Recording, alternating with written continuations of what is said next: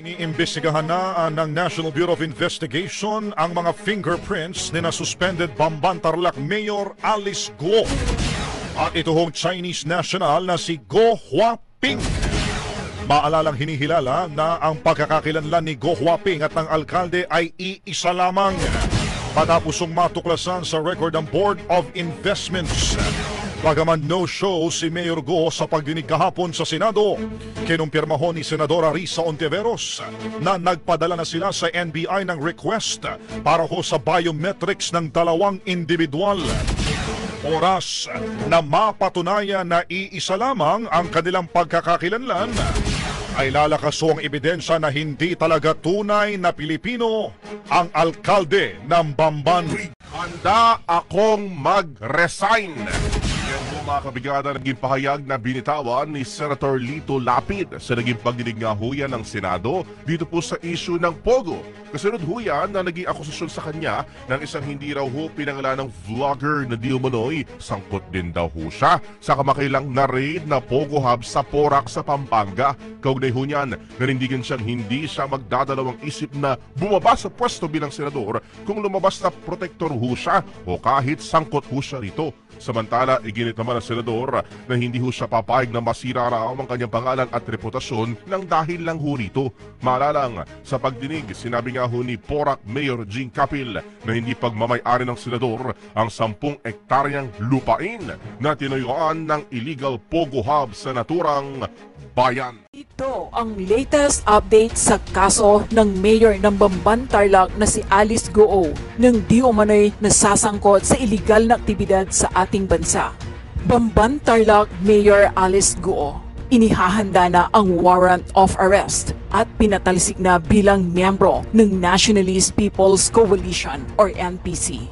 Manager ng Lucky South 99 Pogo Hub sa Porac, Pampanga, tinangkang tumakas, hinarang sa airport. Senator Risa Ontiveros may maanghang na mensahe para kay Mayor Alice Guo. Tinangka umanong tumakas ng bansa ang isa sa mga boss ng Lucky South 99 sa airport sa Davao City. Ayon sa Presidential Anti-Organized Crime Commission or PAOC, nasabat ng immigration sa Davao Airport nitong linggo ng gabi ang sinasabing manager ng Lucky South 99. Dinala na sa detention center ang babaeng Chinese manager ng Pogo Hub. Samantala, iniimbestigahan na ng Bureau of Immigration ang 23 years old na Chinese national na iligal umanong nakapasok sa bansa matapos mahuling walang arrival stamp ang kanyang passport. Nahuli ang babae sa Ninoy Aquino International Airport or NAIA Terminal 3 na pasakay na sana ng eroplano pabalik sa Guangzhou sa China. Ayon sa immigration, wala ring lumabas na record ng kanyang pagpasok sa bansa. Patuloy naman na inaalam ng mga otoridad kung paano siya nakalusot at posibleng kasabot niya. Habang pinoproseso ang kanyang deportation, dinala na muna siya sa Camp Bagong Diwa. Idinitalye rin ng PAOK sa isang press conference ang kanilang nadiskubre sa inspeksyon sa nasabing Pogo Hub. Muling bumalik sa Porac, Pampanga ang PAOK kasabay nilang dumating si Senator Sherwin Gatchalian. Gaya ng obserbasyon sa ibang mga Pogo Hub, bukod sa self-contained community, halos pareho lang ang pinaniniwalaang nagaganap na krimen sa compound tulad ng torture, kidnapping at mga scam.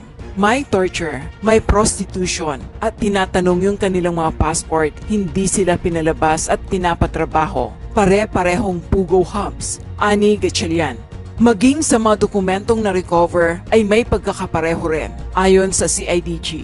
For the information of everybody, including the PAOK, we have seen some connections between Bamban and Porac Pogo. Those documents are still being studied, and aside from that, we are in the process of applying computer data seizure warrant. Ani Police Major General Leo Francisco, ang hepe ng CIDG. Kabilang na naging katanungan ni Senator Win Gatchalian at PAOK sa kanilang pag-iinspeksyon ay kung paano nakapagpagawa ng ganito karaming gusali noong pandemya sa kabila ng mahigpit na pinagbabawal ang konstruksyon noong panahong iyon. Irirekomenda ni Gatchalian sa Department of Interior and Local Government na masuspindi ang alkalde ng Porac, Pampanga. Sa laki nito, paano nakalusot sa mayor o sa barangay? Pwede ma-inspeksyon, sanitation, pwede mag-inspect. Dapat red flag kung isang mayor hindi pinapapasok. Magduda ka na. Kung tahimik ka, parang kasama ka na. Paliwanag ng senador. Naunang dumipensa ang alkalde na Baggor ang may kapangyarihan sa pagmonitor ng illegal na Pugo hubs. Parang awkward na kami ang nasisisi. Tapos sila ang may power. Baggor ang may accountability dito. Paliwanag ni Mayor Jing Capil. Samantala, pinaiimbestigahan naman ng Philippine National Police Chief General Romel Marbel ang posibleng pagkakasangkot ng ilang pulis na protector umano ng may illegal na Pugo hub. Dagdag ni Marbel, naghahanda na sila sa pagsalakay ng iba't ibang illegal na Pugo sa bansa. We will have more search warrants for those illegal Pugos. Central Luzon, initial focus muna namin. We will serve warrant sa mga lugar na ito, anya. Samantala, nag-apply ng panibagong warrant ang PAOK, ang motion to break open vault para mabuksan naman ang 52 mga vault na na-recover sa Lucky South 99. Aalamin nila kung doon nakatago ang mga pera o kaya mga passport ng matauhan ng Pugo hub.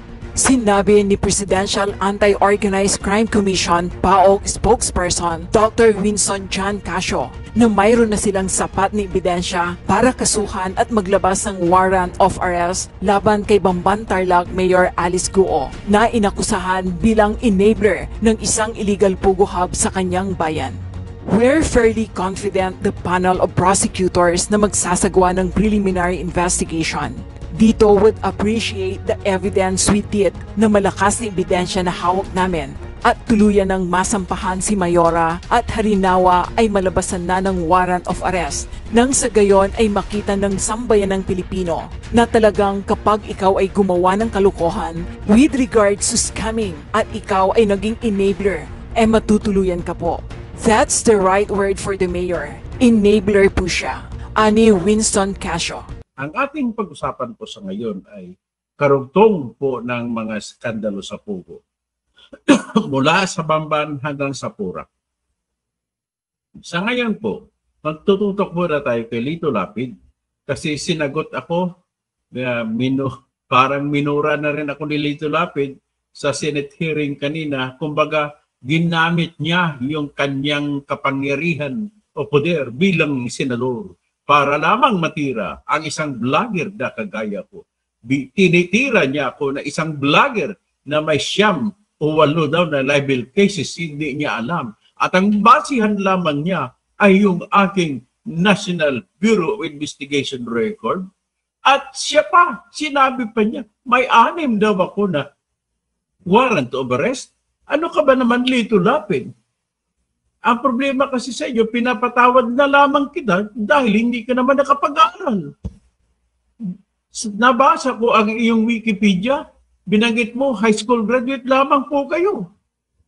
At kung high school graduate lamang po kayo, eh bakit ikaw nagbibigay ng problema sa bandang Pilipino, sa bandang Pilipinas, na hindi ka naman karapat-dapat yan sa pwestong inupuan mo, and yet tatanggap ka ng 2 milyon bilang sahod, bilang allowances at iba pa sa kada buwan?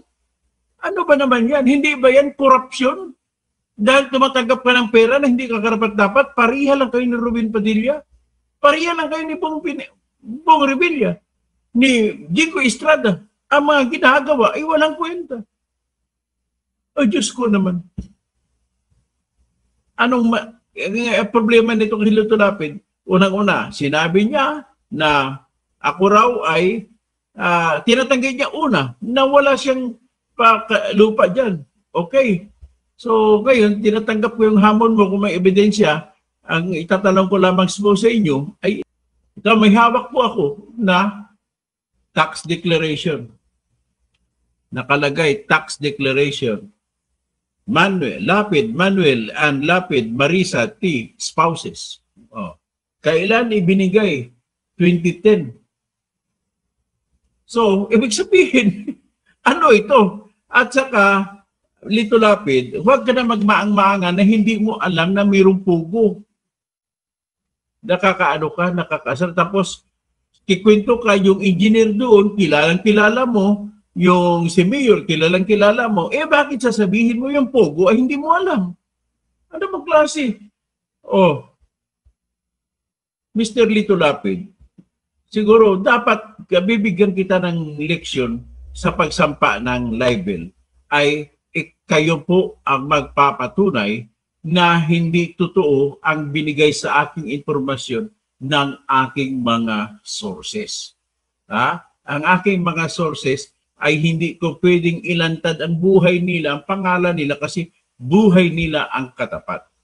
Kaya dapat mo obligasyonan, dapat mo i-educate yung sarili mo na hindi ka mananalo ng libel case mo sa akin kung hindi mo mapapatunayan ang mga ilang bagay. Number one na bagay na dapat mong patunayan, Mr. Lito Lapid.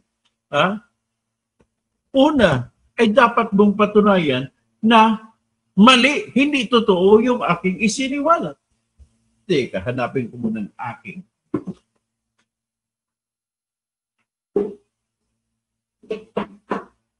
Pangalawa, na patunayan mo ay ikaw ang magpapatunay, hindi ako ang magpapatunay. Nasa batas po yan. Nasa utos na po yan ng Supreme Court. Na ang kagaya sa kay Raffy Tulfo na kaso, kagaya sa kaso ni Claudio Daquer na pinanalo ko sa Supreme Court, yung kay Claudio Daquer, tinawag niya na isang langaw na nakapatong sa kalabaw ang sports director ng Puerto Princesa City na si Arnie Grande. At iba-iba pa. Ngayon, sabi ni Arnie Grande, hindi totoo yun.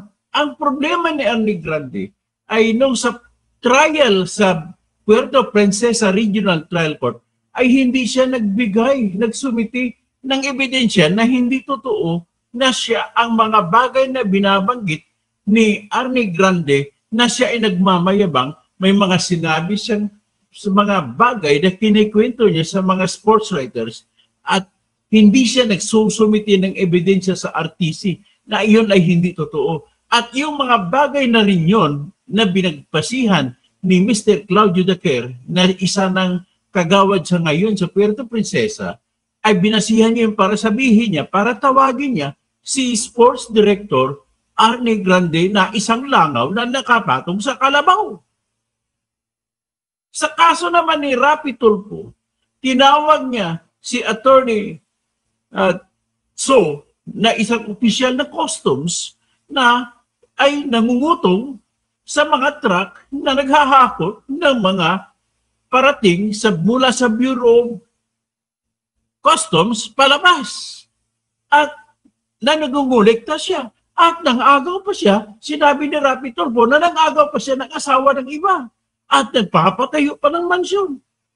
Ang problema ni Dingso, na Atty. So, ay hindi niya napatunayan sa Pasay City Regional Trial Court na hindi totoo sinabi ni Raffy Tulfo. Kaya nanalo si Claudio Daquer, nanalo si Raffy Tulfo. So dapat mo malaman yan, Mr. Lito Lapid. Dapat patunayan mo na hindi totoo. Sinabi ko na isa sa mga lupa dyan sa Pugo na ginamit ay lupa mo. Kayo ni Jing Capel. So paano yung patunayan na hindi totoo? Ito, pinakita ko na kani-kanina lamang yung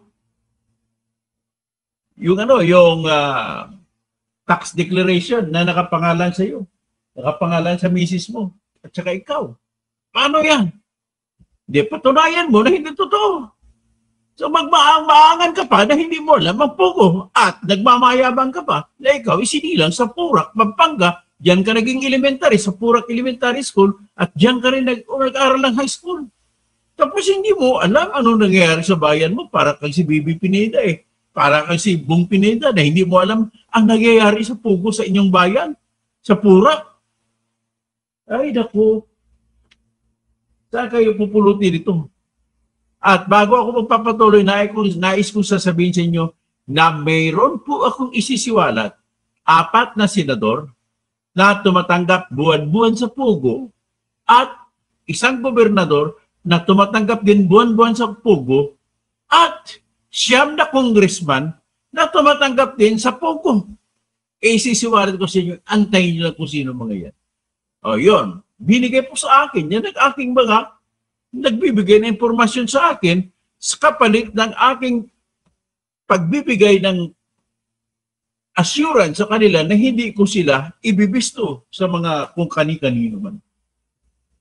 So ngayon, Mr. Lito Lapid, tinatanggap kong hamon mo na patunayan ko na ikaw ay protektor ng pugo. At kung mapatunayan ko na magre-resign siya, sige nga, tatanggapin ko ang hamon. Una, ikaw, Mr. Lito Lapid, ay gobernador po sa Pampanga hanggang 2004. Ngayon, tandaan mo, ito ipapakita ko na mayroong isang Mr. Roberto Cruz na nagngangalan, siya po ang representante ng mga magkakapatid na Cruz na ang involved dito ay 106.6 hectares na kinuha ng mga Roberto Cruz sa kanyang mga kapatid na kinuha niya na ibigay na ito sa mga magsasaka diyan sa Purak. Anong nangyari? Lumabas po sa anong nangyari ay na-convert niya ng palihim at pinalabas niya ng iba ay nabili niya na ang katotohanan ay hindi naman nabili. At yung mga lupang yan, iyan na po, part ng lupang yan, nung gobernador pa si Lito Lapid, ay binigyan siya ng party ni Mr. Roberto Cruz. O ngayon, ito ipapakita ko sa inyo yung pruweba na noong 2003 ay tinulungan niya ni Mr. Lito Lapid bilang gobernador ng Pampanga, yung si Mr. Roberto Cruz, para maaprubahan ang pag-convert ng lupa mula sa agricultural papunta sa non-agricultural. O ito yung kaso. Ipapakita ko sa inyo ang kaso.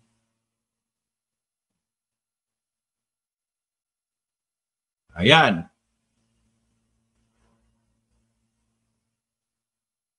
O tingnan nyo maigi, Lito Lapid. O di ba? O nabasa mo ba yan, Mr. Lito Lapid? Department of Agrarian Reform. Ang title ng kaso ay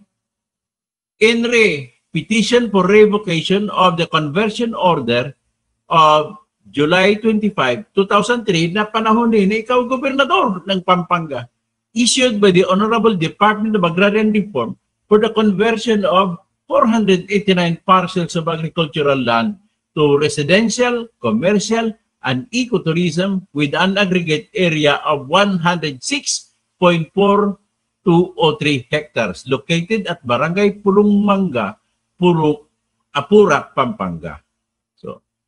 Ang mga petitioner ay mga farmers na hindi naman lahat ng farmer nag-petition, pero ito ang isa sa mga farmers.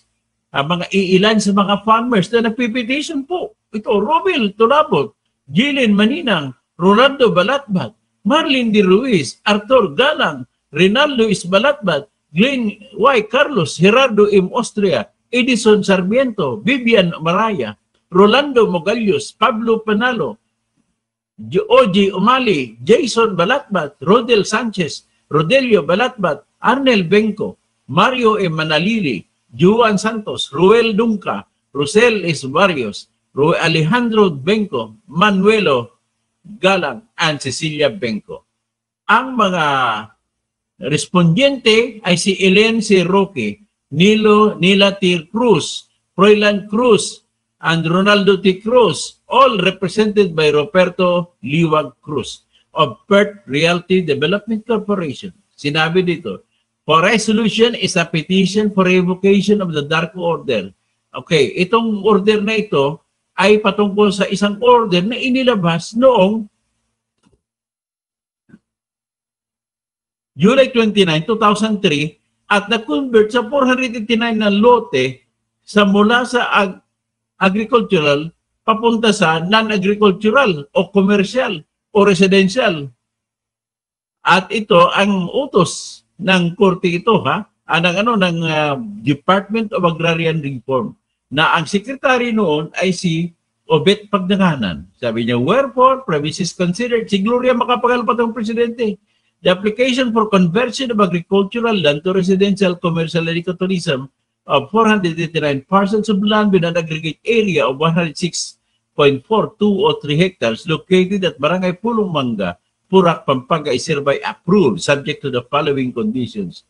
Kailangan mag-i-develop nila. Okay? So ngayon, dahil hindi nila na-i-develop, ay nagsampa po ng kaso yung mga taong ito at pinapabasura ang pag-convert. So ang nangyari dito sa resulta ito, napatunayan sa investigasyon na may na-convert, may parte na area ng lupa ng 106 hectares na na-convert. May parte naman na hindi. Kaya ang decision dito ng Department of Agrarian Reform, sabi nito, wherefore, order is hereby issued, declaring that the order of conversion dated July 29, 2003, issued by then Secretary Roberto M. Pagdaganan, be partially revoked and or cancelled as to the remaining undeveloped areas for the unjustified failure of the landowner to fully develop